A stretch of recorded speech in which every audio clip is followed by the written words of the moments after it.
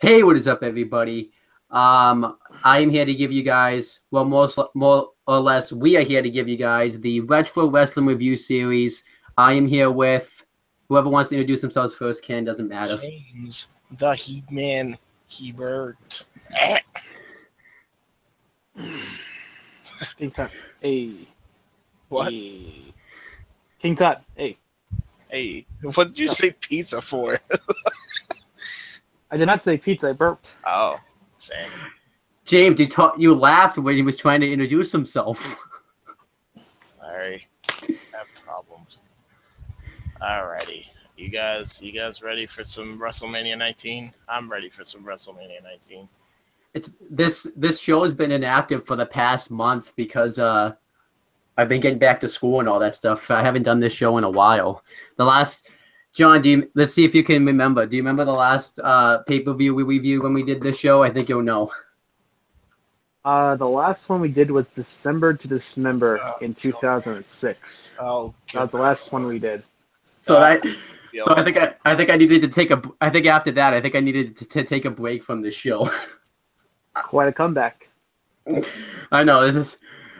Much better show than that fucking pile of garbage. James, you should go back and watch that review. I tore that show apart. I shall. Actually, I have it right here. No, we may lose viewers. Please don't show it. Please don't show the December. I have it right here. Why you do this? No, please, no.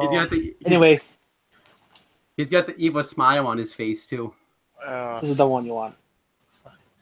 Oh, yay, WrestleMania 19, guys. Wait, John, talk and hold it up because they didn't see it. So yeah, this is the one you want to see. There we go, guys. This is the one. Yes.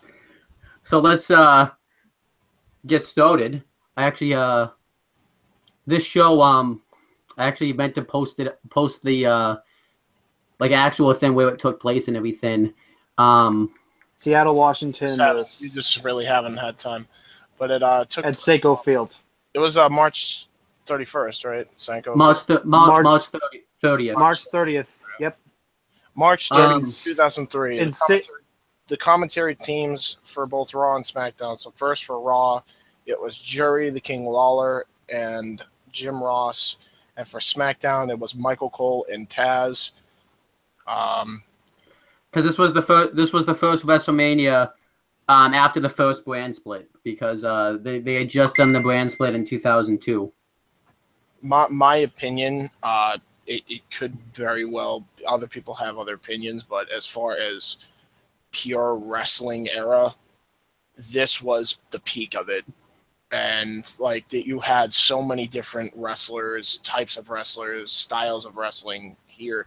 I mean, you do still today, but at the same time, like everybody kind of uses each other's styles in matches. So, but like back then, everyone had a different style to work with.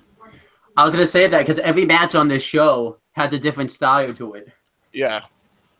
So it was very different. Like watching it back, it felt like really different than your typical show that you would watch today. So. Well, actually, one thing I want to review first is the Sunday Night Heat like pre-show they did. I'm just gonna kind of run through it real quick. You found that? That was a thing? I didn't actually find it. I found the matches and segments that were on that show. I didn't find the full show though, but I found it. Oh yeah, is it on that DVD? I think so. The whole thing. It's under the and more. So here's what I gathered after the show. So yeah, Van Dam. So the Team 3D turned heel against RVD and Kane, costing them the tag titles against Lance Storm and Chief Morley. And the reason why William Regal's on the show is because he was battling a sickness that kept him out for a year. Other than that, I remember that. Other than that, they shot the angle for why Nathan Jones was not going to be in the tag match tonight, with Little Guido Maritamo taking him out. With Big Show and Nathan Jones, like they needed Little Guido. Like Nunzio's just like looks so freaking minuscule compared to those two giants. Doesn't Nunzio doesn't Nunzio like take his wallet and he chases him backstage and they beat him up in the shower? The fuck? They hit him with a chair. Basically, they just hit him with a chair in the shower. Yes. They ambushed him. All right, so and let's just start with. One other thing that happened was John Cena came out and cut because he was doing the Thugonomics. Then he cut a rap on. Yeah, that was really good. I remember watching. He cut a rap on a standee because the actual guy couldn't show up because he got arrested. Yes. Like about a week before the show. So that probably would have been on. That probably would have been actually on the show if the guy didn't get arrested. Yeah, probably. And one thing and then again, you could have just done one with fucking Limp Bizkit. I don't know why he didn't just try to rap him. That actually probably would have rolled with the times better too, because I know he's not a freestyle guy like Cena is, but. And one thing that he says in that rap is that he's taking over the WWE. How true did that end up becoming? Oh my god. Yep. All right, here we go. So I had the entire stats right here. So it's happened. Overall, I do want to say though, the World Tag Team Title match actually was pretty good. It wasn't bad. It was that typical 2-star Kane match you get.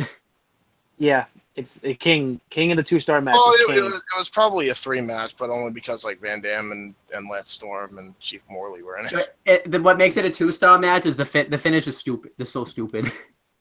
Yeah, right. The Dudleys just weren't they originally going to screw Storm and Morley, but then they ended up screwing Kane and Van Dam. They almost did screw Court.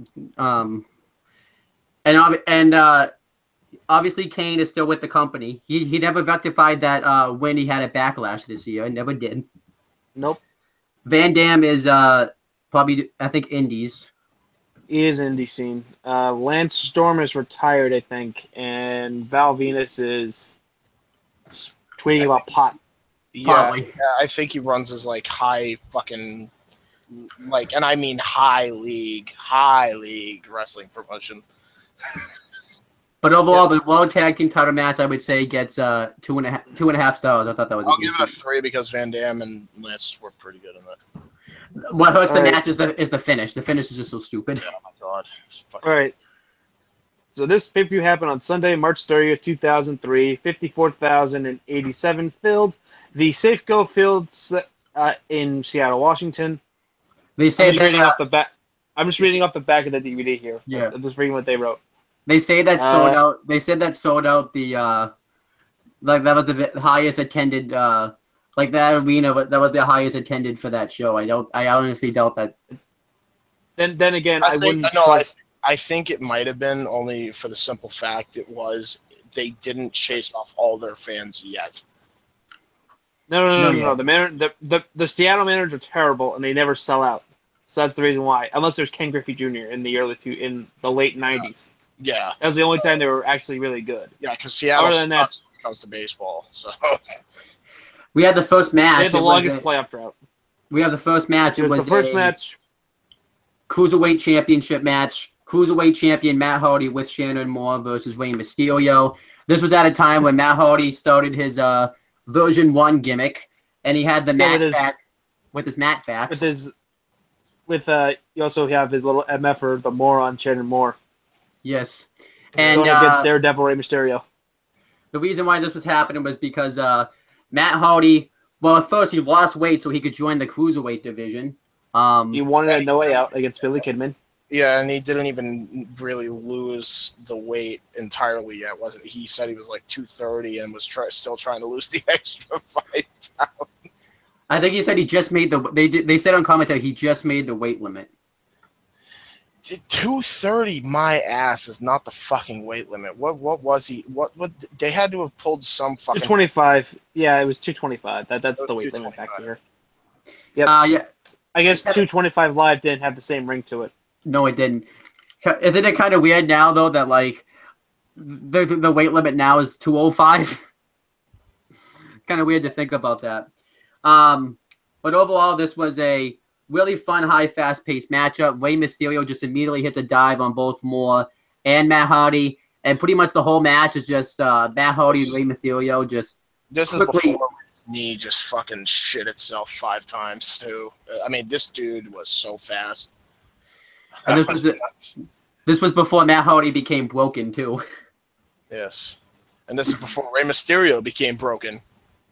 Especially his knee 5 times. But there's several times in I this had surgery 5 times in my left knee. Oh yeah, I forgot he said that. He says that in the WWE "Don't try this at home" ad. Package, yeah. So by the way, you know what Triple H said in that package? My leg went to the other side of my knee. Anyway, It hurts. Kurt Angle, I'm giving you. Kurt Angle thought Shane McMahon might have been knocked out.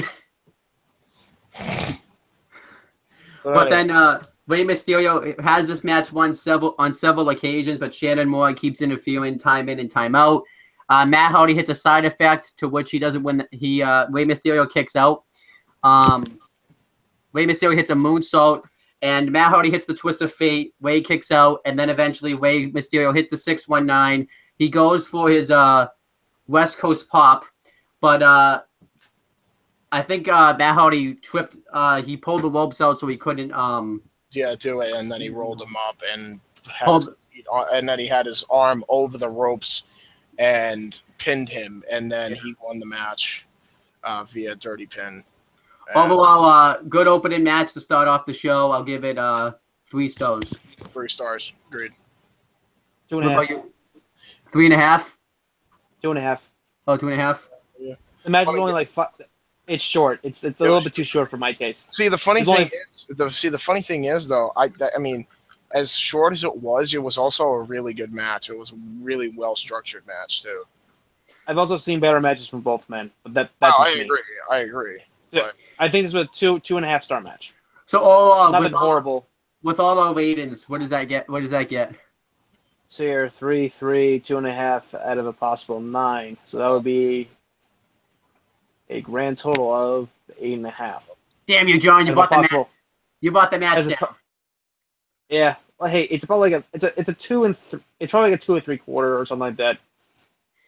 But let's give it 2.5. And then eventually Rey Mysterio would beat Matt Hardy for the Cruiserweight title, and now Rey Mysterio is in Indies, possibly either going to GFW or coming back to WWE. Has not been said yet. And Matt Hardy, like we He's just having talked, a personality crisis. Yes, I just thought about it too. This was before Matt Hardy really became broken in real life, because obviously you remember what happens with him. I think doesn't he get fired like a year after this happens? About 2 years after. He gets fired at the late stages of 2005. Actually, midway through 2005. And then he came 2 years after this. And then he came. And then he came back, and then he had that feud with Edge, and then what are we on? Are we on? What match are we on? We'll talk about the aftermath. We talk about what happened. Where's that now? Where's that now? And then he left WWE in 2010, and then he went to TNA, left TNA, did it. Left TNA, went to Ring of Honor, got drunk, had multiple DUIs, got sobered up finally, then went back to TNA with his brother Jeff. Then he went broken because after being the iconic Matt Hardy, but then got broken by Jeff Hardy, then became broken. Then he won against his brother, and then his brother joined him back after he had him classify himself as Oscar Elite, and he won the tag team titles from the Decay and TNA, and became pretty much the hottest fucking act in the indie scene since the fucking Bullet Club first formed. And now both Hardy Boys are back with WWE, and like as John said, Matt's going through a midlife crisis. Yes. That's a personality crisis. He can't decide if he's version 1 Matt Hardy, if he's stronger than death Matt Hardy, if he's iconic Matt Hardy, or if he's broken Matt Hardy. Okay. Yes. Next we had a Limp Bizkit clashings. Next, wait, what about Rey Mysterio? Did you go over my boy? We said Indies. We did. Yeah, he's Lucha. He's in the Indies. Yeah, he's also a big factor in the Lucha, and he's going to GFW, by the way. It's official now? All right, yeah, cool. It's official. He's coming to GFW. Damn it. All right, cool. Limb Biscuit. Can we skip this? No. No, skip? Next is the No. the Miller cat. The Miller cat fight girls arrive. There's more on that later. Yes. We're cutting that out. No, F that. No. I have a cat. I don't even. Then next, next is Undertaker versus Big Show and A-Train, and Limp Bizkit performs Undertaker's theme song, which was not even his theme song. It's not even his theme song at this time. It wasn't his theme song at this time, but I fucking love this entrance.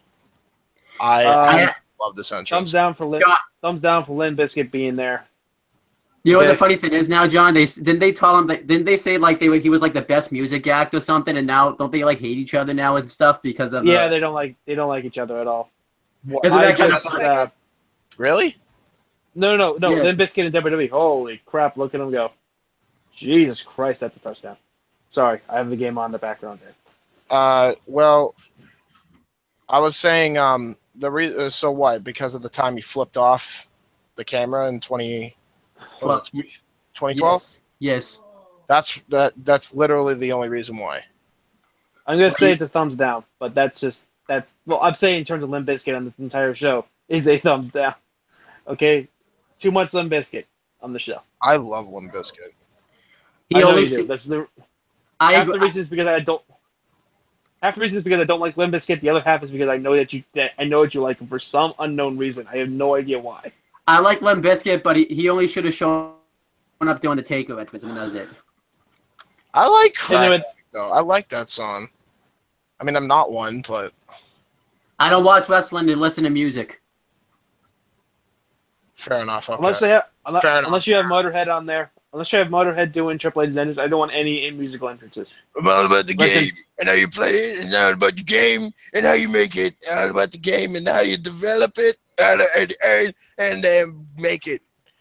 Rest in peace, Lemmy Kilmister. Anyway, Yes. Next is. So we had the handicap. It's the handicap match: Undertaker versus Big Show and A-Train. It's bad. It sucks. Yeah, this was like the worst match on the show. Although it was very entertainingly bad though. Especially when Nathan Jones comes out and just fucking spin kicks him clear in front of the referee's face. Technically, should have been a disqualification. The streak should have ended with Big Show and A-Train defeating the streak. Technically Nathan Jones would have caused the streak to be over. He could have, yes, in all technicality. Although on the review thing that I copied and pasted, apparently it does say, apparently it was official that it was Undertaker and Nathan Jones, so maybe he was whatever. I don't know. I guess maybe it wasn't a disqualification. I don't even fucking know anymore. That whole thing was a fucking mess. It was a handicap match. What? They announced clearly that it was a hit. They said later that it wasn't. It was fucking weird. No, the announcer said that it was a handicap match. Yep. So it should have been. But Taker, pretty much the whole match is just Taker getting his ass kicked up until that point happens, and then Taker beats A-Train with the tombstone right after Nathan Jones kicks A-Train right in front of the referee. Yeah. Yep. Nathan Jones only knows how to do that one move, and that's it. And then afterwards, Taker waves around the American flag because I think he said one of his family relatives was fighting in Iraq, so that was why he did that. I'm gonna give this match gets a 1.5 stars. Yeah, 1.5 stars and it being kind.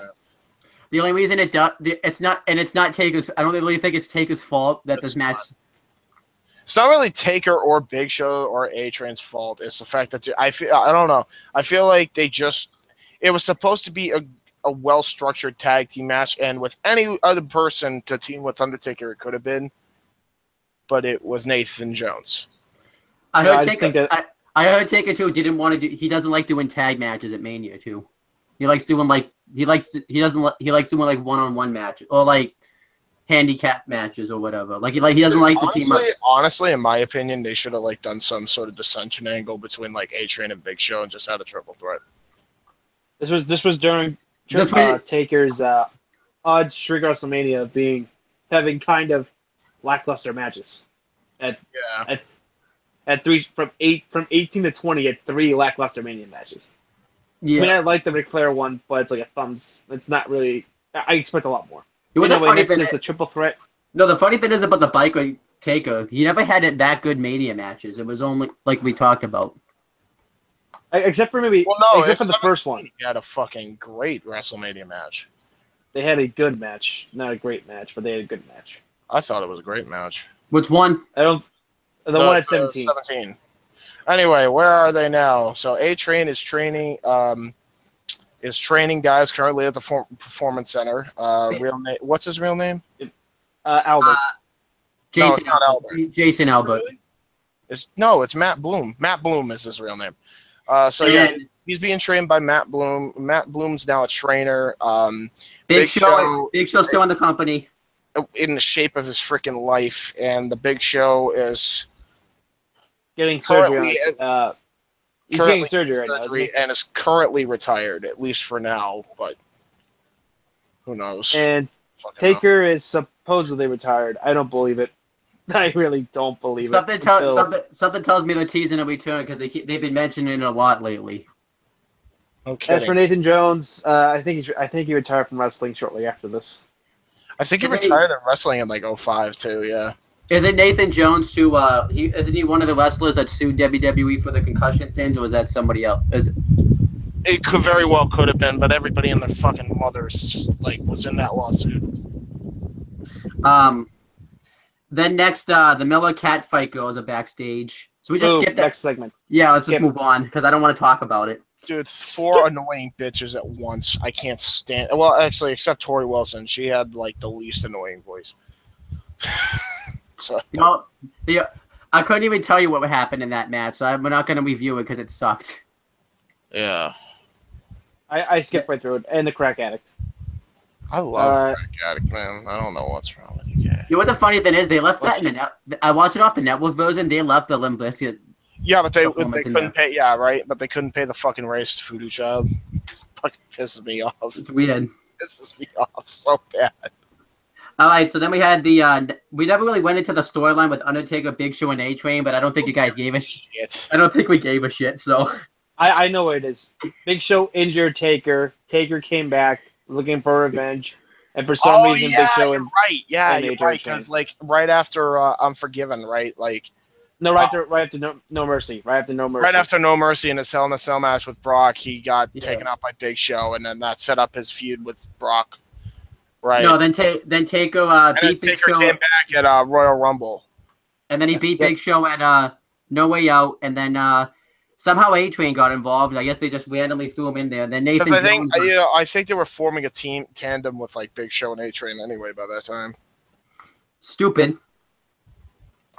No, the team itself, no. It made sense. It just... They had nothing for Big Show. They were just throwing him in a team with A-Train. Victoria with Chris Benoit versus Trish Stratus and Jazz. It wasn't Chris Benoit. Oh. He's talking about Stevie Richards. What's the joke? What's the joke here? The joke is he looks like Chris Benoit by this time. The tooth? God. The tooth? The tooth. He looks like the tooth. Hey, you can't handle the tooth. You can't handle the tooth. We'll get to the tooth later. So overall, this was at a time when Victoria was crazy, but she wasn't crazy like AJ Lee crazy. She was sadistically nuts. Yeah. Oh my gosh. You think about it, and there's Mickie James was great, and so was AJ Lee, but no one will top Victoria. My God, she scared the piss out of me when I was a kid. I wanted to hide in anything I can fucking find. That's how much this bitch scared me. And the reason this was happening was because Victoria defeated Trish Stratus at Survivor Series to win the title. By accident. Oh, it was an accident? Yeah, put that in. Yeah. Trish was supposed to kick out, but she forgot, and the referee had to count 3. So the winner was Victoria by accident. And I love how Trish Stratus too is She's like one of the all-time greats, but she forgets to kick. She pulls an Eva Marie. She pulled it, Marie. She pulled before Eva Marie did too. Hey, Yeah. it's fine with me. So, yeah, I love that Trish won the title, lost the title by accident. So then, It was fun. It was fine with me. I personally enjoyed when Trish won the title at the time. And this was a rematch from Armageddon 2002, and then they both because Jazz was thrown in there because Trish Stratus apparently injured Jazz, and then Victoria ACL right after WrestleMania 18. and Right. Yes, I think so. And then Jazz and Trish Stratus were going to fight for #1 contendership, but Victoria interfered, so it was made another triple threat match. Overall, I thought this was a good triple threat match. This was obviously at a time where the women's division was still, well, I mean, Jazz was good, and so was Victoria. This may have been like one of the better women's matches. It just wasn't very prominently featured, sadly. Overall, I thought this was a good match. Stevie Richards taking the bump that he took definitely was cool when he went in to hit Trish with the chair and she ducked it, and he gets caught with the Stratus faction. I believe there was a power bomb in this match that looked really cool. Jazz looked funny if at WrestleMania 19 she just came out to touch me. Oh yes, just touch me until I get my Stratus faction. I'm sorry. That's so terrible. All right, I'm done. Well, Trish Stratus did have a special entrance. You just reminded me of it. She came out and she had like a bunch of confetti just pop right up. Yeah, Shawn Michaels pretty much later. It's like, I could do that better. Yep, and guess what? He botched. And guess what? One of them didn't work for him. No, two of them didn't. Well, two of them didn't work. Anyway, rib on Michaels, to be honest. I think they gave him bum fucking pyro thing. But overall, the finish, what was the finish? I don't remember the finish. I think it was a Stratus faction on Jazz, and she Trish won. And Trish won because Jazz forgot to kick out. No, it wasn't that. It was the fact that Victoria beat Trish at Survivor Series. Oh yeah, right. That was not supposed to happen. This one was supposed to happen. So Trish and Jazz went into a feud after this. Trish is retired. Jazz is. Where's Jazz? She's in the Hall. Trish is retired in the Hall of Fame and currently runs her own yoga business. Yeah, okay. Where's Jazz? I don't even know where the Jazz is, to be honest. Victoria was in the company and then left for TNA, and now she's recently left TNA, or was released by TNA. Yeah, now she's just kind of there. Yes, in the world. She's just in the world. She was there, the last time we spotted her was at either, I think it was Trish Stratus or Lita's Hall of Fame induction. Yep. All right, I will look it up, see where Jazz is right now. You guys continue, and I'll tell you where. Overall, I thought this match was good. I'll give it probably 3 stars. I thought this was a good. What about Jazz? You don't know where Jazz went? He's looking it up right now. I'm looking it up now. All right, let's do this. Next match. All right. What's the star rating? Which star rating? I said 3 stars. 3 stars. Agreed. Let's see here. What's your star rating, John? What's your star rating? I gave it 2 3/4. I think there's been better women's matches at WrestleMania. Mainly another triple threat match that happened at 32. At 32. That's definitely next. And I think Trish has had better matches, Victoria's had better matches, and even Jazz had better matches than this. Yep, agreed. Next, The Rock gets interviewed, and he talks about how he's going to finally defeat Stone Cold Steve Austin tonight. That was pretty much. He was supposed to be the heel. He won over 85% of the crowd by the end of his promo.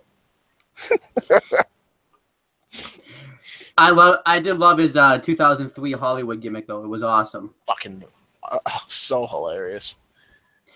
Next match was a triple threat match for the WWE Tag Team Championships. WWE Tag Team Champions Team Angle versus Los Guerreros versus The Tooth and Rhino. The reason why this was happening was because Team Angle had just arrived to WWE. They aligned themselves with Kurt Angle when he became champion. More on that later on in the show. So, Anyway, an update on Jazz. Yep. She is the current NWA World's Women's Champion. Really? She's still so she's in it. Really? So indies. Yep. Shit. Yep. Okay. Yep. She was ripped in this. She had the most generic theme song when she came out though. Just want to point this out. I'm kind of. I know this is kind of off topic, but thinking about it now, I feel like Billy Corgan and Jeff Jarrett should have worked out a deal before Jeff Jarrett just decided to hightail it. Just saying. Really, I thought. Okay. We're gonna get tag match. So yeah, the reason why this was happening was because Team Angle just came into WWE, aligned with Kurt Angle, which I said more on that in the show later. And they beat Los Guerreros in February of that year. I don't think it was at No Way Out, but I think it was just on an episode of SmackDown. It wasn't. No Way Out. Team Angle faced off against Benoit and Lesnar. I think it was just on an episode of SmackDown then. And I think, if I'm not mistaken, I think Edge was supposed to originally be Benoit's partner, but he got hurt, so they threw Rhino in there. Yeah, Edge got hurt the month before. Because I remember he was supposed to be in a 6-man tag with Team Angle at No Way Out, but they had to write him off because of his neck injury. Yep. I wish they picked not that I thought that Rhino was not a good partner, but I just think that the two didn't mesh well too much. They had to throw. It wasn't their fault. They had to throw something out there because Edge got hurt. So I mean, who was on the roster at the time? Everybody else was in a big spot at WrestleMania. You know what the funny thing is, though? I know this is Chris Benoit and Eddie Guerrero fought in a triple threat tag match on this show, and then a year later they were both the world champions by the end of next year's WrestleMania.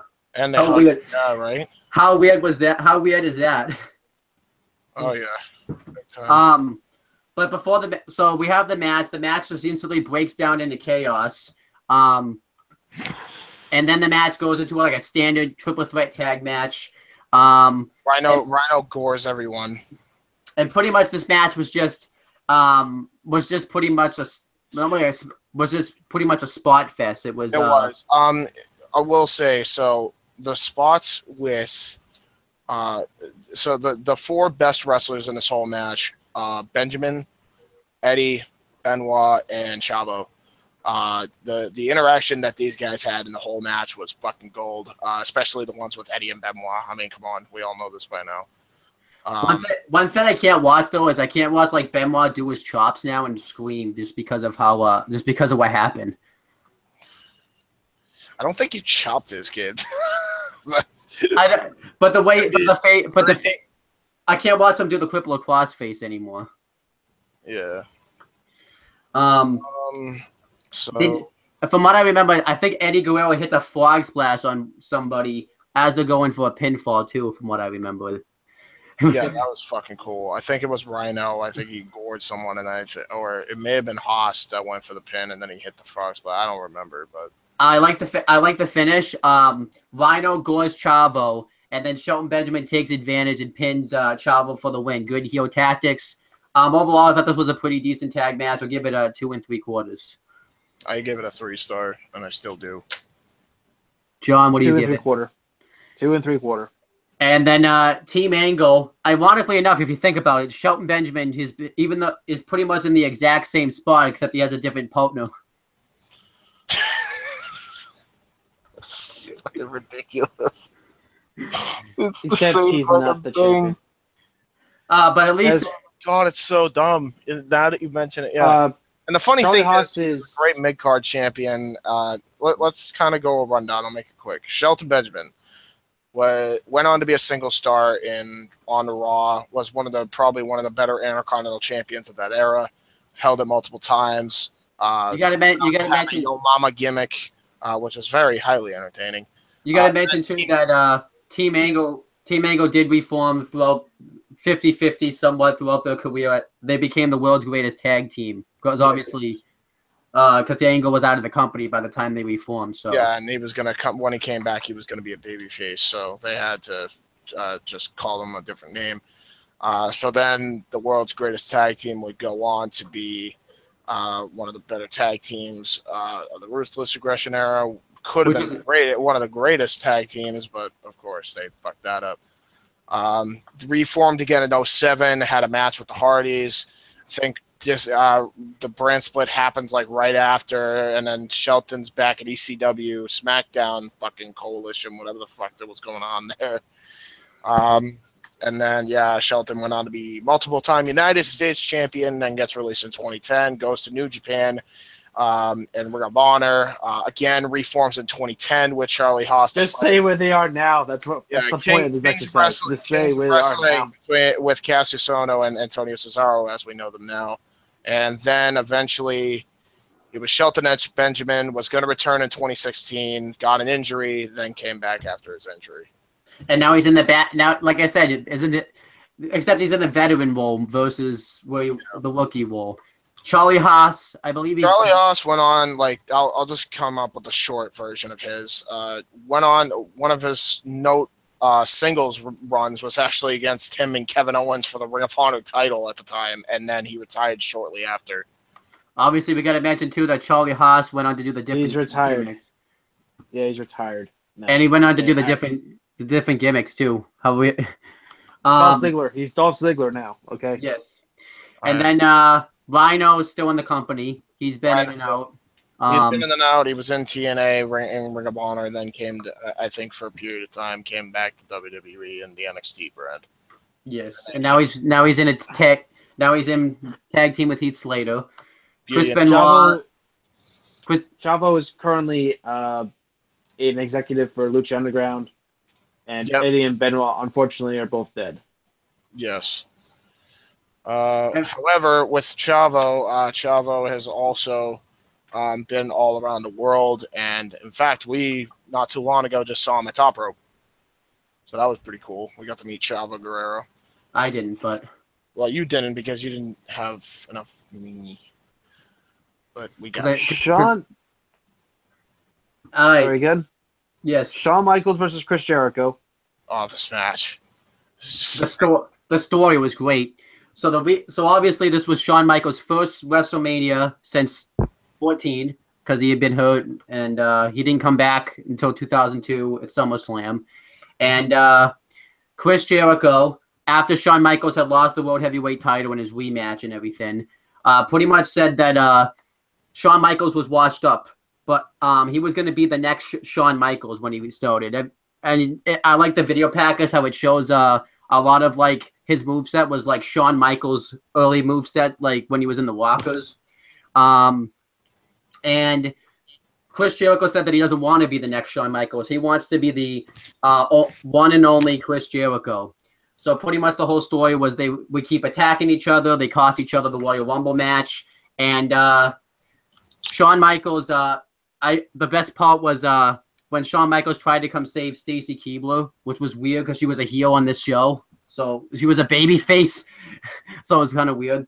But anyhow, and Jericho just smacked Michaels right off the head with the chair. He challenges him to a match at WrestleMania, and we get the match. If you watch the video package, it's fantastic. It really is a video package. I will say this. You remember it as being great.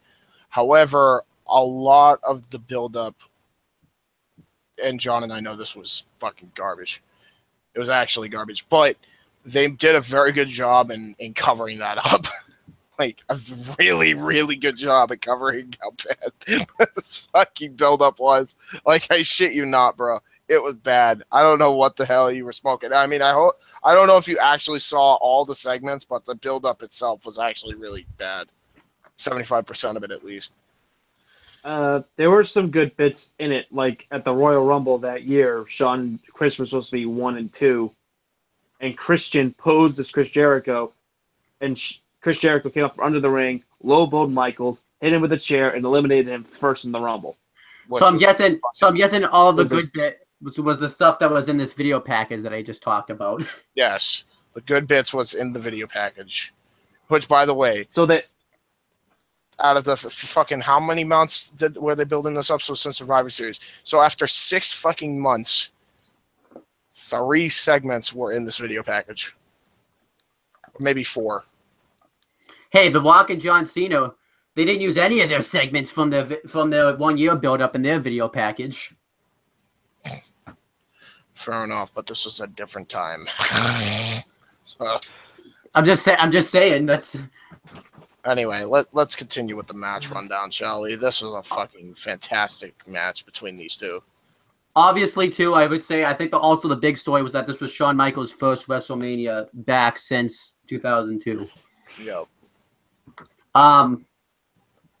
So let's let John break down the match because we'd be here talking about it forever. If did he leave?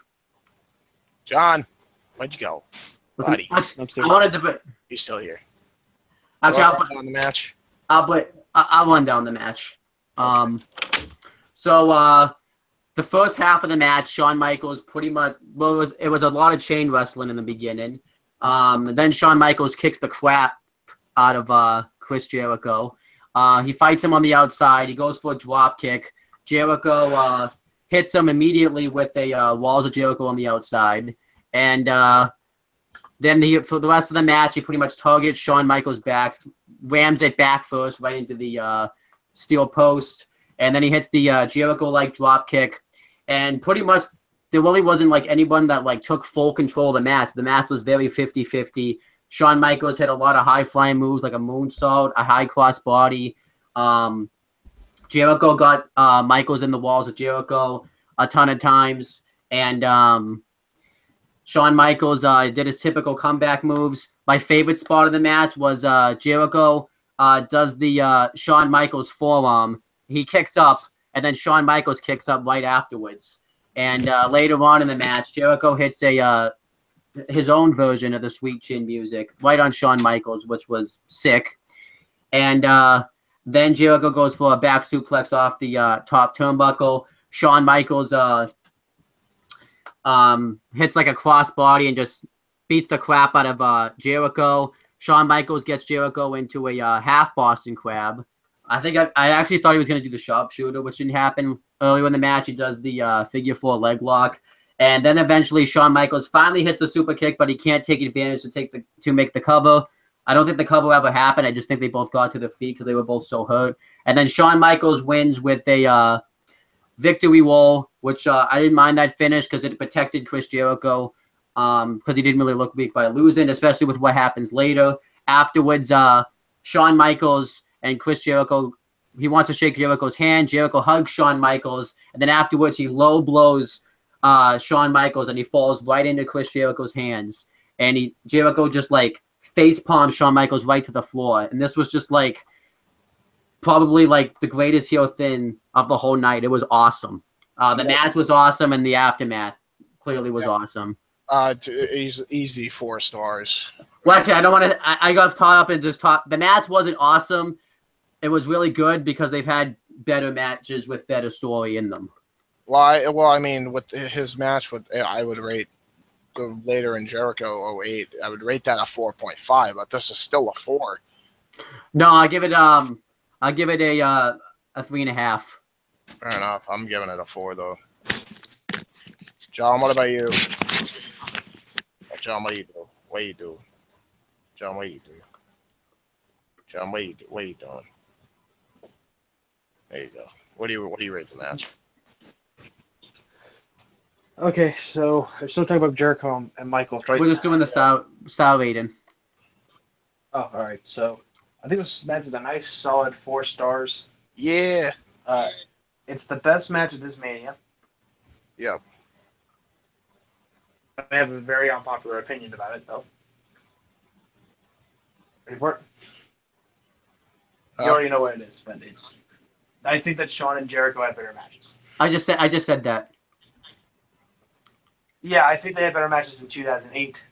The latter match they had, the unsanctioned match. The only complaint I have about this match in particular, now, not to say this match is bad, this match is really good. Obviously, I gave it 4 stars. But I think that if it were up to me, I would have Jericho go over. That's just me. That's my one real complaint about it is I would rather have Chris Jericho go over. At least, I think they did a good job protecting him because it's not like he lost. Because it's not like he lost. He got rolled up and he did low blow him afterwards, and they protected him and because he looked like a sore loser when he did lose. I thought that looked. I still think he looked good, even though he lost. Fine. I may say as well this is like a 4-star match because I can't really think of any problems with it. No, there's nothing wrong with the match. It's just that I think that they had better matches in 2008. In particular, the latter match in 2008. Yeah. And then, obviously, Shawn Michaels is now retired. They've gone on. Yeah. They like we just talked about. They've gone on. Here's what. Actually, another complaint. I don't think they ever followed up with this match because, like with this feud ever again in 2003 because they pretty much went on to do other stuff in 2000. They didn't really like go back to this match ever. Jericho went to feud with fucking, I think Shelton Benjamin or something or somebody else. Goldberg, yeah. Goldberg. Fucking Shawn Michaels went to feud with fucking Triple H again for the 15th time in a row. But later on, yeah, Shawn Michaels retired in an amazing match with Taker, which ended his spectacular, maybe even his best run with the company. You know what I just realized? We all just lost $100. Oh, who gives a shit? Freaking stuff. Anyway, you have to get that joke in there every time. It has to get in there. Anyway. By the way, I just went randomly, but you know that woman wrestler you met in Top Rope? What? You know that woman wrestler we met in Top Rope? Yeah. We're gonna make that joke now every time you mention her name because you got the same because that thing pretty much just happened to you. What? You had to pay money. You had to pay money to talk to her, pretty much. I actually talked to her before I paid money. I just paid money for the autograph. Yeah, but then she said, "You gonna buy something?" She asked, "Why not?" I'm just saying. Nobody else. Who gives a shit? Are you ready? Okay, are you ready for some? Are you guys ready for some awkward racial tensions here? Yeah. John, boy. This is John's match right here. You cover the storyline and you cover the match. This is all John right here because I wanted you to cover this. You wanted me to do this one, huh? This is all you. So, this was during Triple H's reign of terror over Raw. Do you want me to say the match or no? Okay, so Triple H is going to be facing off against Booker T. All right, let's get one thing perfectly clear.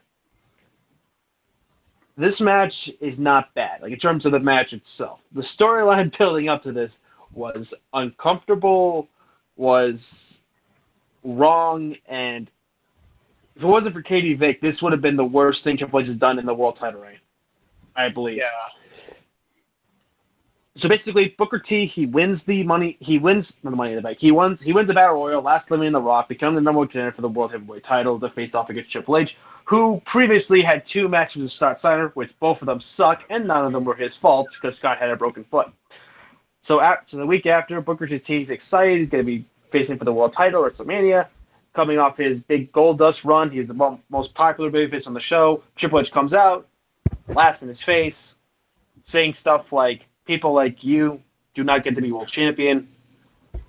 WCW is a joke. Carry my bags. You're only here to make me laugh. You're only an entertainer." And in the build-up, he also throws money at Booker T. They bring up his past, the getting arrested when he was a kid. It's just really uncomfortable, especially Jerry Lawler in this. Especially Jerry Lawler in his commentary at certain points in this match is really uncomfortable. Agreed. And the funny thing is, like, he goes to cover all this up too. You forget to mention that. Oh, we were just talking about WCW. Look, let's just pretend that was the case for a minute, right? Why the fuck would you then go on to mention his fucking past if it was just about he was a WCW guy? My ass, it was just because he was a WCW guy. Clearly, they were trying to be edgy. Clearly, they were trying to make it interesting, and they did. And it probably would have worked had the right person won. The problem is, well, wait. This is John's match. Okay, so basically, Triple H pulled some new moves in this match, including an Indian Deathlock, which JR put over massively. put over massively in this. That Triple H never did this move, or that Triple H?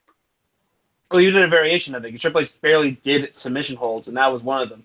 And it played a key part in the finish when Booker T's on the top rope and he pulls off his old move, the Harlem Hangover, which is it's like the Hogan leg drop, but from the top rope, and it's a flip. So unfortunately, he landed on the bad leg. He fell in the leg. He gets up and H hits him with the pedigree, and then 26 seconds. I counted. 26 seconds later, he pins him. 1, 2, 3. Making Booker T seem like a tire chode. Jesus Christ. Fucking stupid. So we're gonna have him beat him with a pedigree at the very end. At least make him look somewhat strong by having him at least kick out of one pedigree. At least one. No, that's not even the fact that he didn't kick out of one. I wouldn't complain about that because I put over the finish. It took 26 seconds later. Well, if I put over the finish, but have him put the fucking foot on the rope for a second. And it was a hand, too. He also put the hand. It wasn't even like a full pin. He could have easily just lift up his shoulder. It was fucking dumb. And in the match, too, Booker T does the scissors kick, his other finish. Didn't it take him like around the same time to pin H and he was able to kick out? Yep. Dude, thinking about it like this, honestly, and I hate to fucking be that guy, but like looking at shit like this, it was just a sick rib by Vince. Like, he's black, but we're just kidding, buddy. Like, this is the type of shit that makes me glad Kevin Owens headbutted him and busted him open. Straight up. Like this shit right here. Because I know Triple H was part of this fucking plan too, of him going over, but yeah, you can't. The whole build up to it and everything, like even that, like was just that was Vince. You clearly could tell that was Vince. I'll say this. But it could have said no. Oh yeah, no, it didn't. I'm not saying it did. I'm just saying Vince is the one that came up with the idea first. Like I wouldn't put it past it that Triple H did too. This was Triple H back doing the Reign of Terror. I wouldn't put it past H either. That's why I'm saying like it's probably it was both of them at this time. I'm not excusing either one of them. But Vince is the runner of the fucking company, so he has more of a fucking responsibility, and clearly he showed none here. Fucking ass. Anyway. I'll say this. This match is real. This really is a good match, but the finish just really ruins the match. I'll give it probably like I'll give it 3.5. Probably 2.5. I'll give it a 3.5 just to be a nice guy. Yeah, maybe. Yeah, 3.5. It was a fine match, but it wasn't. That would be roughly like a 2.8 stars or something. Or no, actually, that's more than that. Like 3.2 stars. Okay. The match was going very well too up until the finish too. Yep. Booker T is currently retired in the WWE Hall of Fame and actually technically he's not retired because he's still wrestling in his promotion. He runs his own promotion in Houston called what is it? But he's not. But he's not wrestling. Future. He's not wrestling. Yeah, he is. He was wrestling. He wrestled. He's retired. He's retired. As of last year, he teamed up with his brother Stevie Ray in a match. That was his last match. He's officially retired as of last year. Fair enough. Okay. H is obviously the COO of the company. Wrestles only really only wrestles at WrestleMania. And he's the commentator. Yeah, and the funniest part too is Triple H is turned into a completely different person now that he was back then too.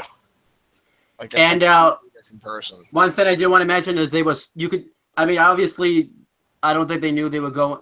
Evolution just formed at this time too, right? Yep, right around this time. So this is like Evolution formed like around January, like right after the Rumble. Talk about where Ric Flair is now. He's now a 23-time world champion. What's his 23rd win? Against Death. He's the champion of not dying. Like that was kind of a weird phrase to say. Yeah. Hey, he is. He conquered it. He should have. I know, but any other fucking dude who had that much alcohol in his system should have died, and he kicked his ass. I know, but it's still too soon. It was still kind of too soon to say that, though. Hey, he's the one who said it first, not me. He's the one that said, I ain't dead yet, motherfuckers. So he's making T-shirts of this. So I don't think he's too offended if he's selling shit like that. All right, so then we have the next match. We have the the match of the poster. Oh my god. The match is on the poster here. This is awesome. Okay, I love to be this fully man. honest. Go. Okay, besides What? James kissing his... I love my I'll talk about the story, because this match had like years of story behind it. It was so good. Obviously, you can't write this shit. Put it that way. Vince McMahon, Hulk Hogan signed with the WWF at the time. Back in 1984, he won the WWF title like a little late. Well, he technically re-signed, but the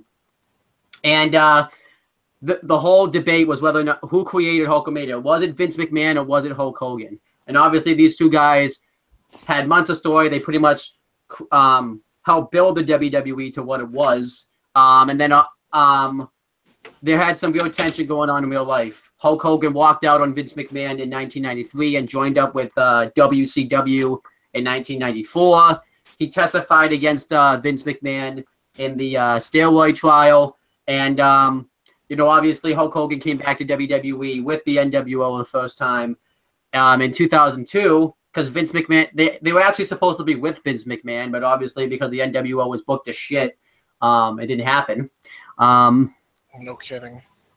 So then Hulk Hogan fully turned face. They were kind of starting to tease that this was going to be a match. I think Vince McMahon screwed Hogan out of the WWE Undisputed Championship.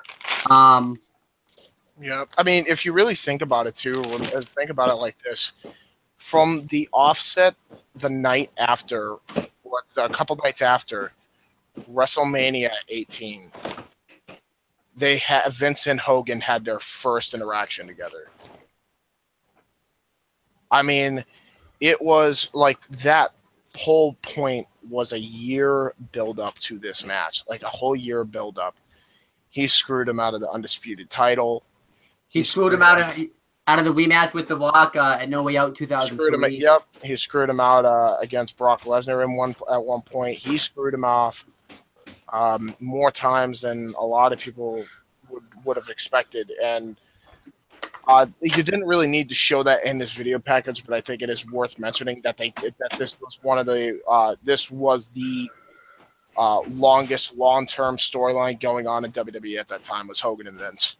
It pretty much went on since like before WrestleMania. Yeah.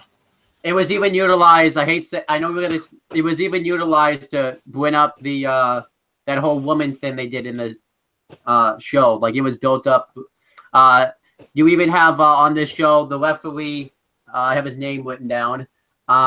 Sylvain Greeno, I think that's how you say his name. Yep. This was just so much backstage shenanigans, also, or the fucking bullshit shenanigans, which was actually fun. They had the contract signing where Vince forced Hogan to sign the contract in his own blood, and Vince McMahon said that he was going to kill Hulkamania because if Hulk Hogan lost this match, he had to retire. Now, I like that they emphasized that he had to retire and never wrestle anywhere else ever again, because normally they don't emphasize that now. Like he couldn't wrestle anywhere else. He couldn't go and wrestle in TNA because that was created at this time. Ring of Honor, nowhere. He was retired. He was done. The match, I really enjoyed the match. Obviously, because if it wasn't a street fight, this match probably would have sucked because I will be honest, the match really doesn't get like really good up until the weapons get used. Because the first couple of minutes I do kind of find a bit boring. But I will say this: I bet everyone thought in this match that Vince was going to get absolutely squashed, which didn't happen. Because you remember, props to Hugo. Most people would remember his fucking match with Bret Hart. And props to Hugo Savinovich for taking the chair shot. the first half, Hogan tackles Vince McMahon. He beats the crap out of him, but then Vince McMahon gets the upper hand. He hits a clothesline on Hogan, and he works over the injured shoulder of Hulk Hogan. Vince misses he grabs a chair. He misses hitting Hogan with the chair. Hogan hits Vince off the head with the chair. He busts Vince open more than what Kevin Owens did.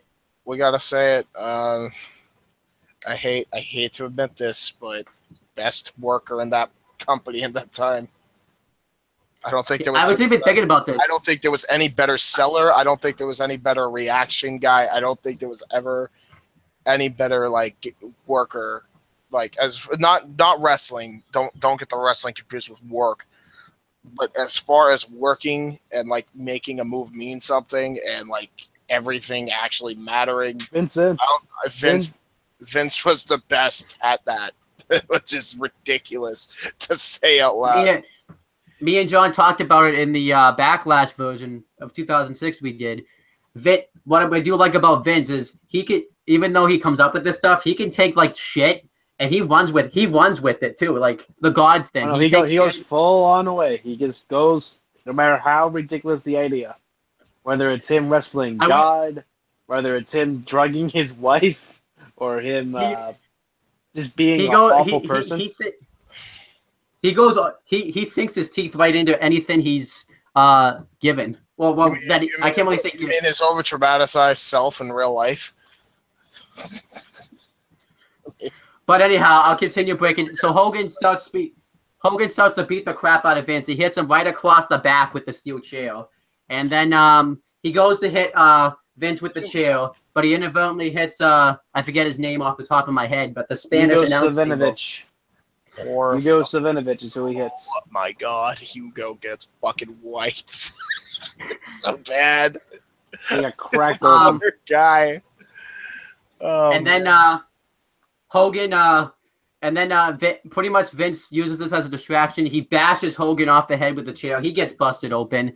He hits him up. He hits him with the monitor. He grabs a ladder and he hits a leg drop off the ladder through the announce table. He hits the Hulk Hogan atomic leg drop off the ladder through a table on Hulk Hogan. Fucking ridiculous. Like this was a crazy motherfucker. Okay, I don't give a shit.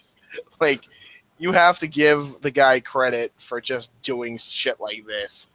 Like, at his age, I would never do this. I would never do this right now, nor would I do this at age 50. Fucking probably having bad joints, starting to feel the pains of being old.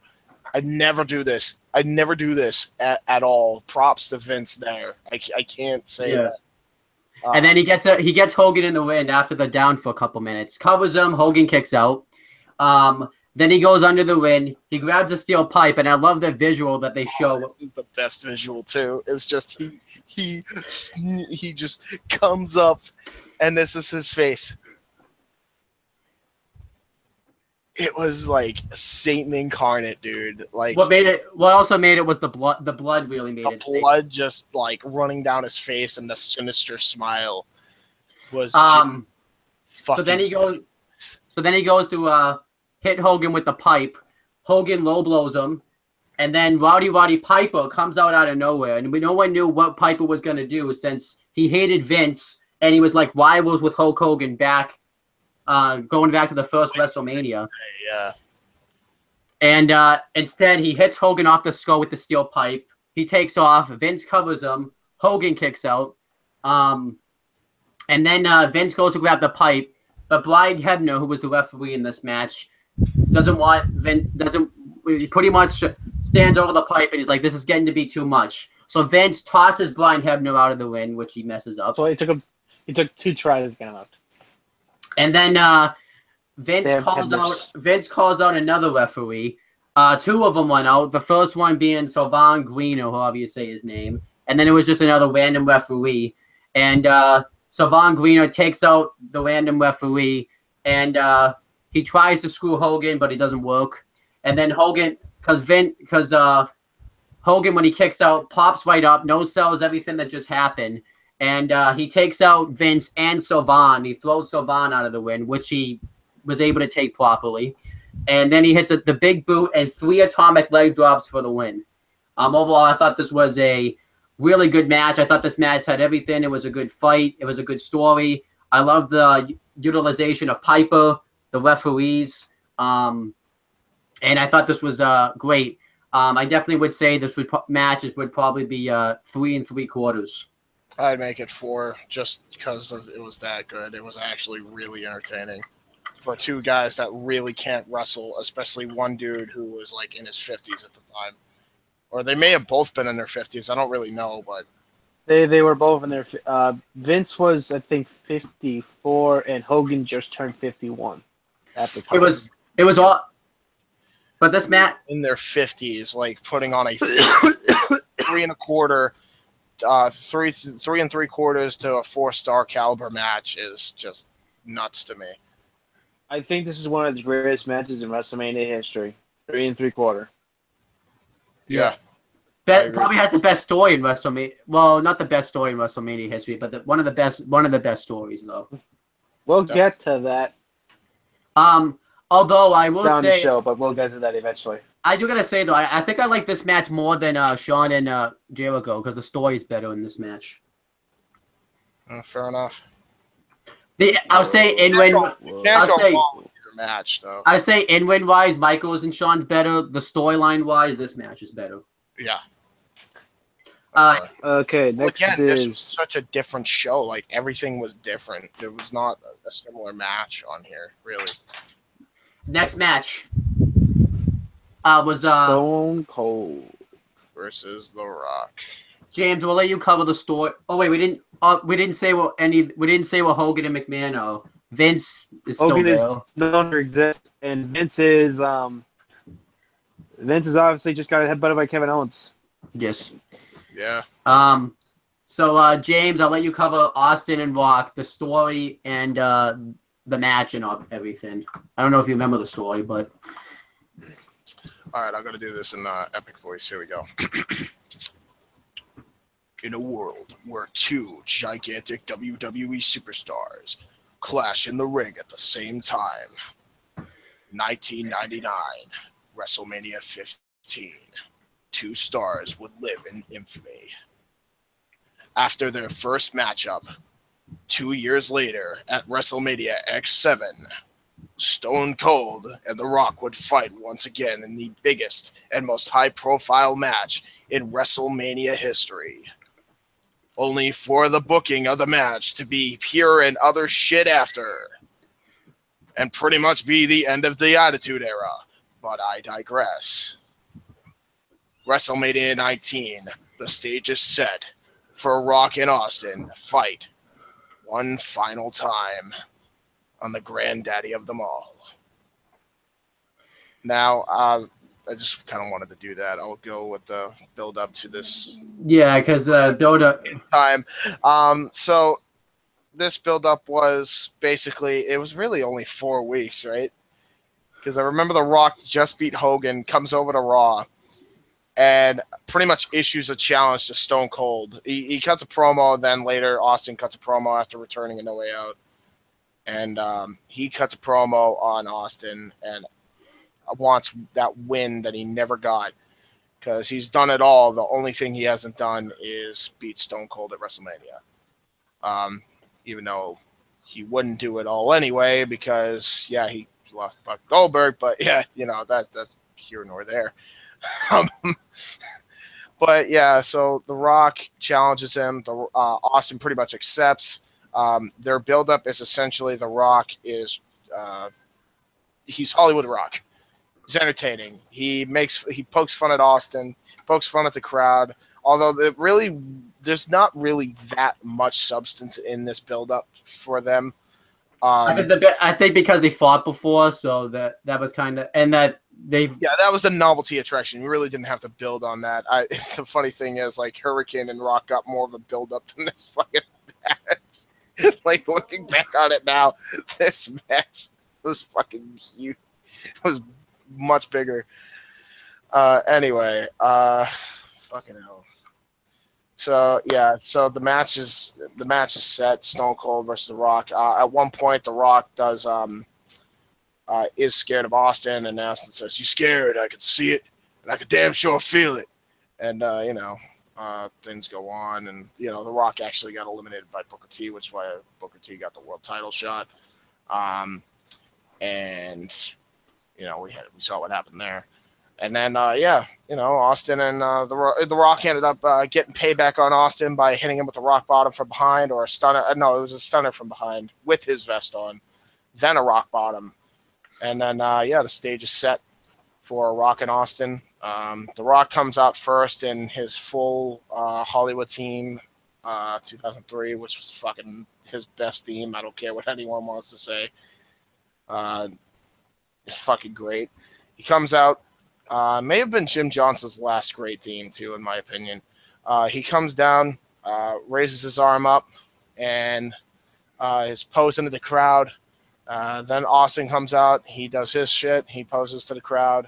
Austin's really put over by JR.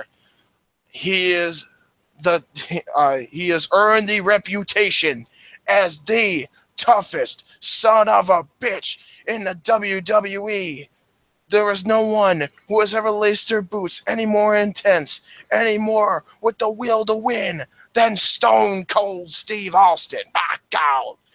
And which was fucking great calling by JR as usual. Fucking great match. Some of the spots of just perfect wrestling psychology by these two. Although the one complaint that people will probably have about this match, I didn't really have necessarily a problem with it, but they did shortcut right from the beginning. They go to the outside. They kind of walk and brawl. Some of the most entertaining parts was when The Rock puts on Stone Cold's vest, spits water in his face, and just really taunts Stone Cold. By a part of the match, Austin is working over the leg of Austin. I don't know if it was I think it was the right leg. Austin's working over the leg of Austin? What the hell? Why is he beating himself up? Shut up.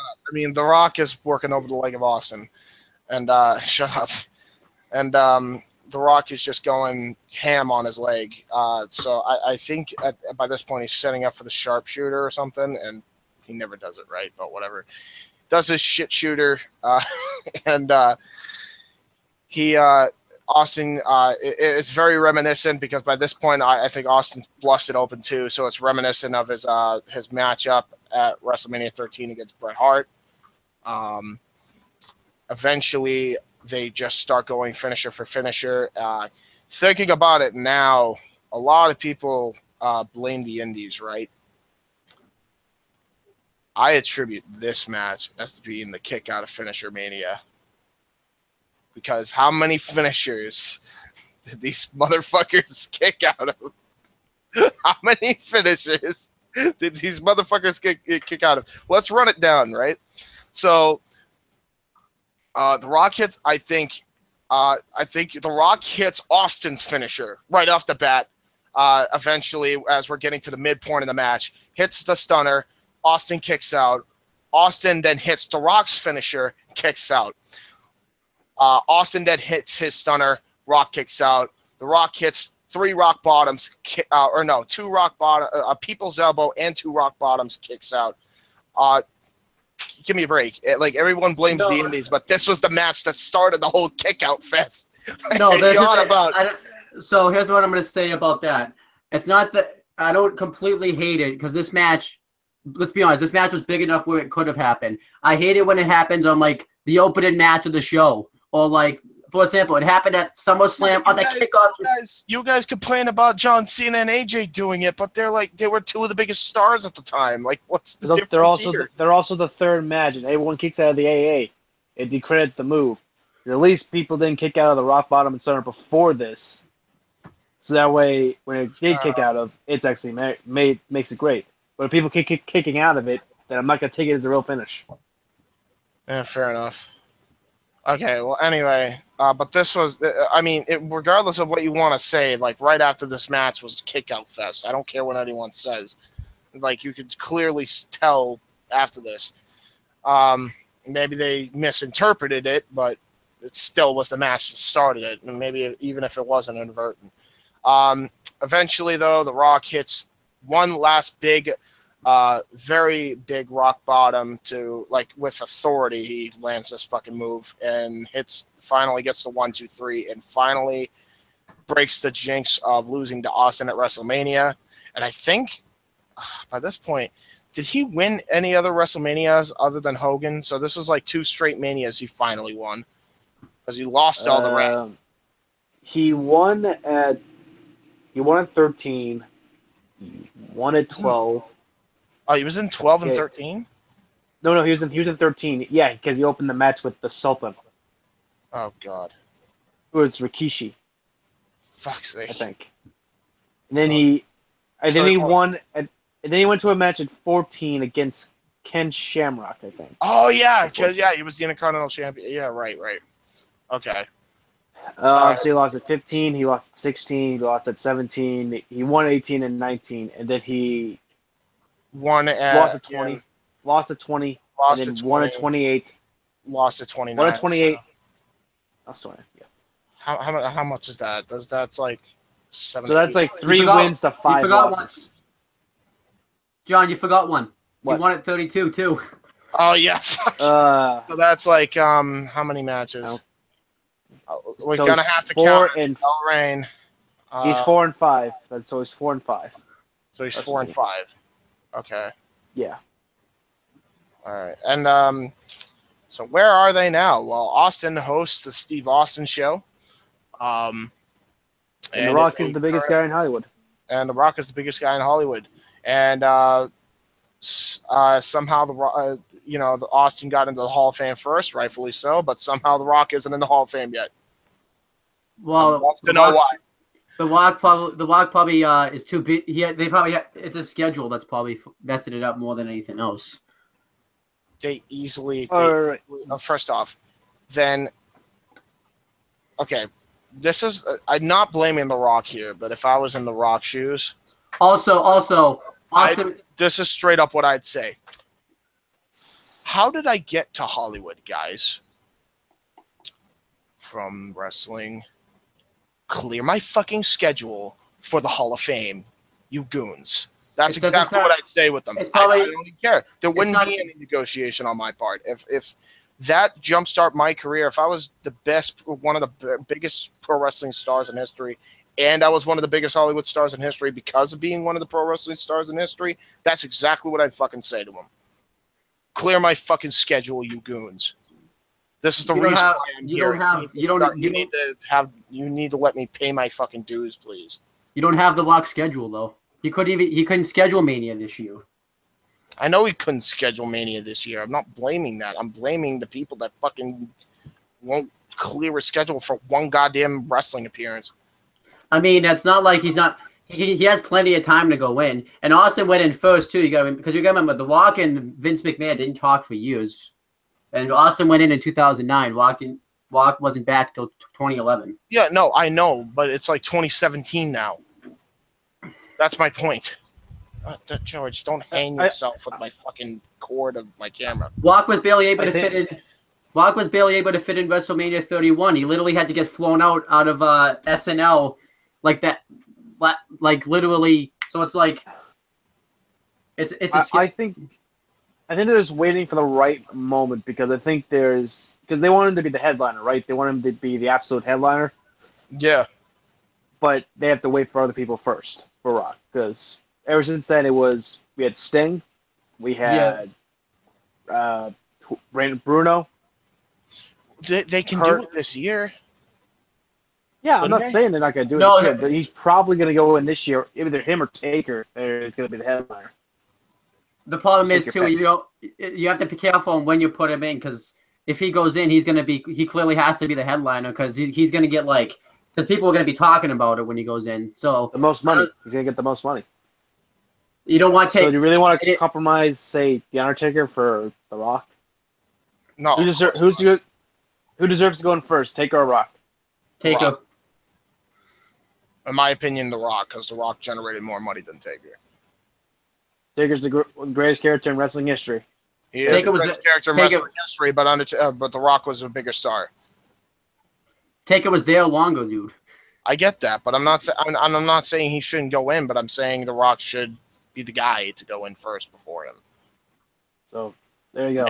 Maybe an unpopular opinion, but that's how I see it. I see it as The Rock generated more money. I'm not saying I think that in New Orleans, especially, it makes more sense. Even though he's not from New Orleans, but it's more of a Rock City than it is a Taker City. Taker would probably be Actually, that's where Taker's streak ended.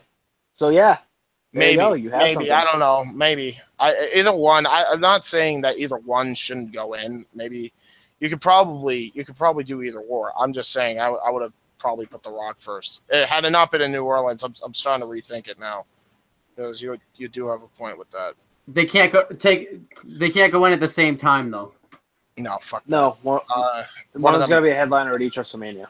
Yeah. Anyway, let's go to speaking of Kurt Angle.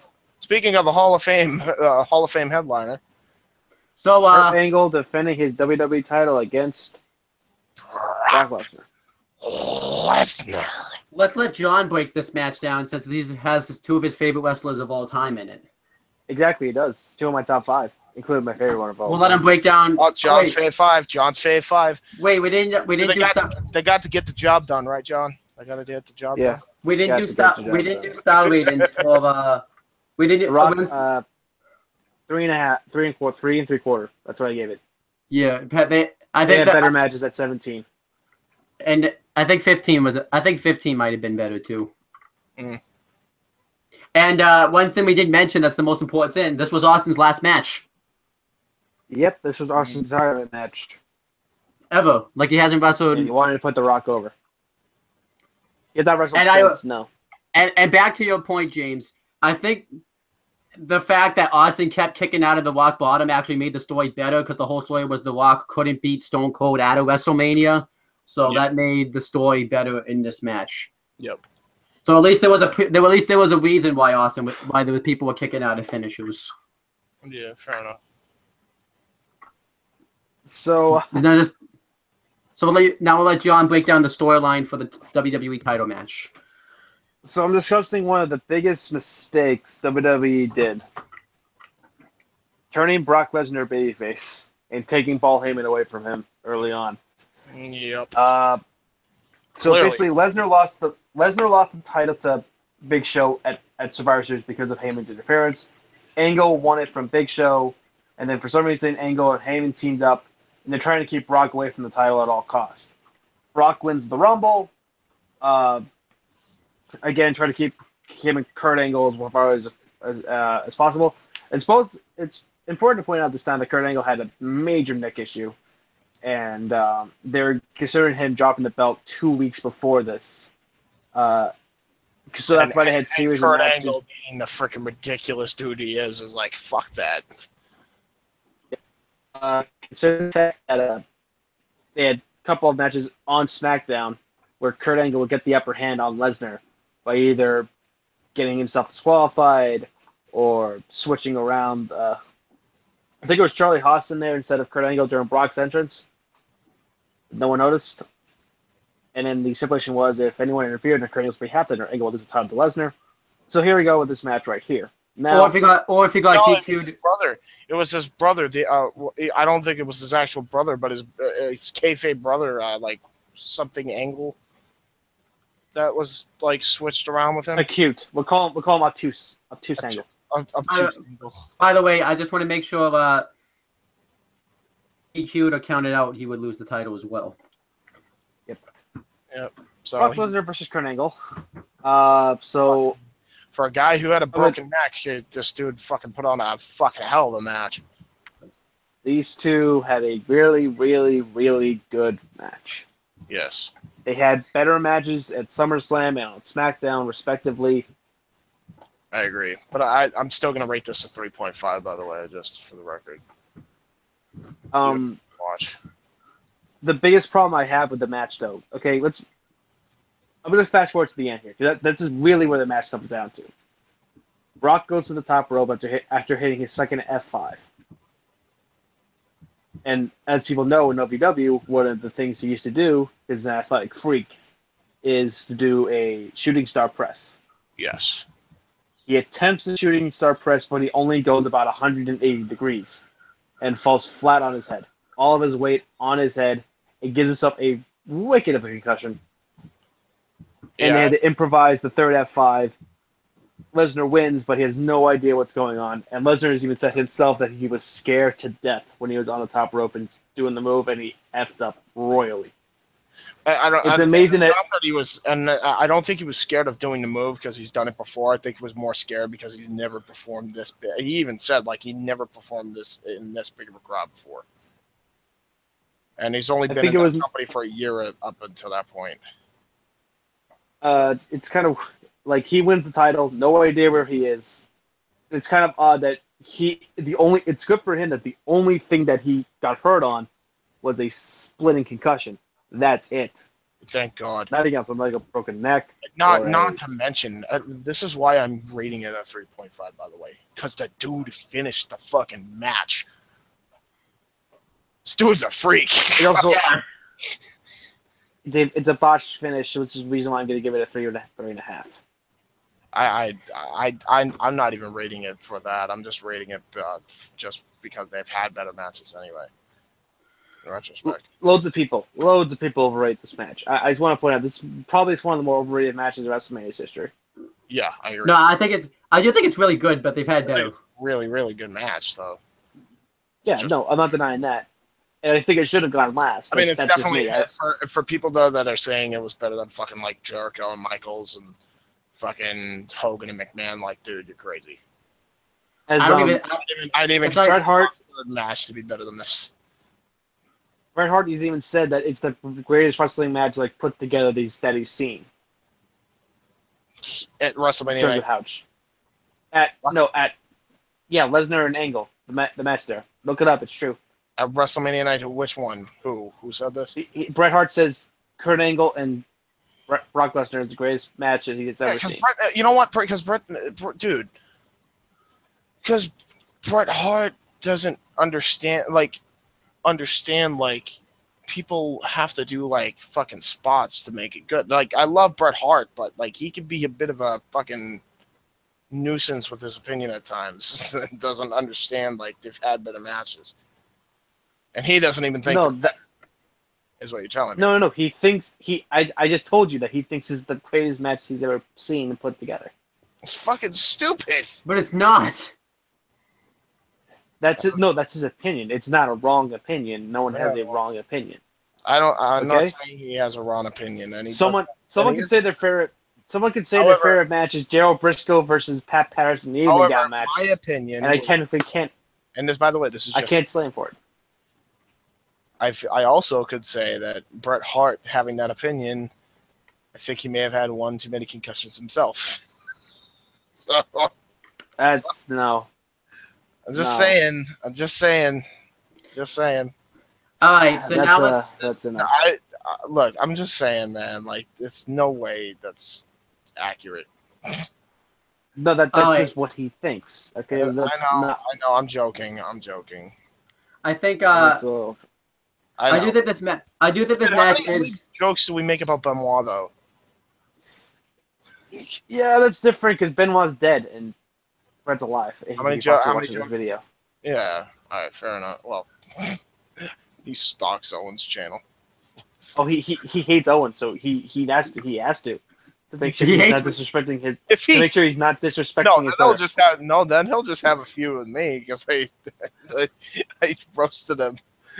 I can say anything I want about Bret Hart because he hates me. By the way, Brett, find me on Twitter at KingTut2157 to discuss tell me why Brock Lesnar is versus Kurt Angle at WrestleMania 19 is the greatest match you've ever seen. Yeah, right. By the description. Maybe he meant to say SummerSlam 2003, but the concussions got in the way. I'll look it up. I'll tell you the quote. Just keep talking about the match. I'm done. That was it. What else? There was some good belly-to-belly suplexes. There was some good angle suplexes. There was some good Brock suplexes. Good angle slams, good F5s, and the botch, and another F5 wins title. Awesome match. Awesome way to close out the show. End show. Then afterwards, they show the whole show again through the DVD version. Yes. Yep, all right, so now let's all individually say what we thought about the show overall. Overall, I thought this was a really good WrestleMania. It has some great matches on this show. A lot of these matches had months, some of them years of story behind them, which was great. Yeah, I just think I think the card structuring is even really well done. I think the only really bad match was the we're not talking about the fucking pillow fight because that was just we had a new review. The handicap match. It was really the only bad match. Everything else was fucking amazing. But the handicap match, not amazing, but like good to great to amazing. I'll even say this: like the handicap match isn't as bad, but it doesn't piss me off or anything though. Yeah, so I'd rate it a solid 8 out of 10. I'd say 8.5. Oh, fuck it, I'll go with 8.5. Maybe not. Actually, my original rating, but I felt like I would be crucified for it. Maybe 9. I'd say even like a 9 out of 10 because I can't think of it. Fuck it, 9 out of 10, structuring and everything. What about you, John? Not trying to. I want to rate it higher, but I feel like I get crucified for it. To be honest. Well, it's not. I think this is easily a thumbs up show. This is a solid 8 out of 10 for you. It's probably one of the more underrated manias. Yeah, definitely underrated manias. So it's 8 out of 10 for John. What would that make? I'd say I'm gonna get heat for this, but I don't care. I'm gonna get heat for this though. By the way, I think this is actually better than 17. There was a point where I did too. Where I did too, but then I had to like rewatch 17 over again. I'd have to, because I haven't seen 17. I haven't seen 17 in like a year, so I wouldn't. It's 17's better, but this isn't easily, in my opinion, a number 2. This is easily a number 2. I'm sorry. There's no other card that's even come close to topping both 17 and 19. I don't know, but it's a top 5 mania. Now, I think it's probably like 4, in my opinion. Well, what are the other good mania? I can't recall. The other ones these now keep in mind these are my personal opinions. Okay. Go. But all right, I think 21. 30. Like in order, like so. Well, I'm just naming you the 3 I find better, or the 3 or 4 I find better. Then this one. Yeah, 21, 30, and 17. I do think they're better. I would actually rate 30 in my third in top 5. I think it definitely belongs there. It just for completionist sakes, if you want to know what the fifth one is, it's see, what was it? I think it was WrestleMania 14. That was fifth. Yeah. So yeah, that would be mine, but I have it like in reverse order. I have WrestleMania 17, WrestleMania 19, WrestleMania 4 or WrestleMania 30, WrestleMania 14, WrestleMania 21. That's like my top 5 WrestleManias. Yep. So anyway, that's the end of the show. I don't know when we'll be doing the Retro Wrestling Review series again, because I've actually been meaning to talk to James about it, because I said we were going to structure it differently, but we're going to do like the live reactions, except it will be the Retro Wrestling Review series. It's just we would actually watch the show and kind of do what old school wrestling does, but in a different format. Eventually, we're going to get to that, but I think we're going to have to, at the very most, and probably not even at least bi-weekly, if we actually come up with a schedule, because I don't think we're going to manage to do all this. And it would probably, honestly, Owen, it'd probably have to be on Sundays. It'd have to be during the daytime. But if we do it, we can do it then. I don't know. We'll figure it out. We'll figure it out as time goes on. But yeah, because right now we're barely able to squeeze in the live reactions and all that. So yeah, well, I think we should also come up with an actual schedule this semester for everything. We'll talk about it tomorrow. Yeah. So anyway, let's sign out. Who wants to go first? Let's let John go first because his is the shortest one. Yeah, John, go. Where can they Subscribe find- to John. Subscribe to John Teddy. Subscribe to the Football Reporters 230, and follow me on Twitter at KingTut2157. Bret Hart, I'll be looking for you. All right. So James, who should go first? You and me, because I think we both have the same. I'll make mine quick. So you guys can check out my YouTube channel, J Hebert Side 95. I post custom Titantrons and custom themes. You could also follow me on Twitter at J Hebert Side 95.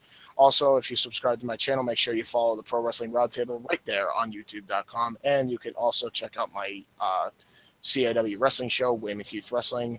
Hopefully, and God willing, I'll be able to start getting back on that as well, because Mike and I have actually been talking again about this, and we look to start recording more matches and editing again as soon as Sunday, next Sunday. So yeah, cross fingers. I don't know if it's actually going to happen.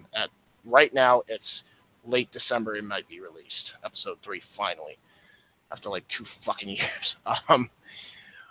But yeah, that's it, guys. It's the boy who cried. It's the boy who cried wolf, ladies and gentlemen. Shut up. At least this time I have a reasonable time frame. You had that. I think you said this. I think you had a reasonable time frame before. That wasn't a reasonable time frame. I gave myself like 2 weeks. Give me a break. And plus, I had a bitch in my way before. Remember? Yes. So yeah. So for me, you can subscribe to my CM Brothers YouTube channel. I'm going to be doing my What's Better, Raw or SmackDown. I'm going to try to see if I can get John to come on the show since he can't be on the Aftershock corner tomorrow. I figured he can give his opinions on Raw or SmackDown that way. Yep. I love. Wait, you do this? You do reviews twice? Yeah. With Owen every once in a while, yes, I'm able to get whenever I'm able to go on his. That's how I kept up with Raw and SmackDown. I'm just saying in general. Oh, me? Why do you guys him, yeah. twice? You do the same 2 separate channels. Yeah, but well, for me, it's like an overview on my channel. Like I don't review. But you're literally gonna do an overview of the Mae Young Classics when you already did it on my channel. You're gonna say the same things as the same. Yeah, fair enough. Yeah. All right. Fair enough. All right. Anyway. Yeah, make sure you subscribe to my Owen the Talkinator YouTube channel for my non-wrestling videos. And also make sure you follow me on Twitter at Owen. I think it's Owen the Birdman. I don't really remember the Twitter name, but it's in the description. I can't believe I remember your Twitter name more than you. I never go on it, so you might want to start considering I promoted your Twitter in the updated intro. Like, yeah, well, it's not like I have to, because every time I add a video to my playlist or upload a video, Twitter just tells it to happen, so it's not like I have to. So, oh fucking whatever. Anyway, and then make sure you add the Wrestling Fortune 44 Facebook group, because I do a lot of the live reactions on there as well. Make sure you guys also subscribe to this channel for more content. And make sure for all 3 channels, when you subscribe, just so you guys can get annoyed as hell, you guys click on the bell, so that way you guys will get 9,000 notifications every time we upload a video. We're doing a live stream. Is anyone watching the live stream? We have one person watching the live stream. I wonder who it is. That's me. I'm making sure this stream. Oh, dude. God damn it, James. I thought someone was actually watching. I thought someone was actually watching our stuff. Thanks for watching. You know what? We're ending this. Bye.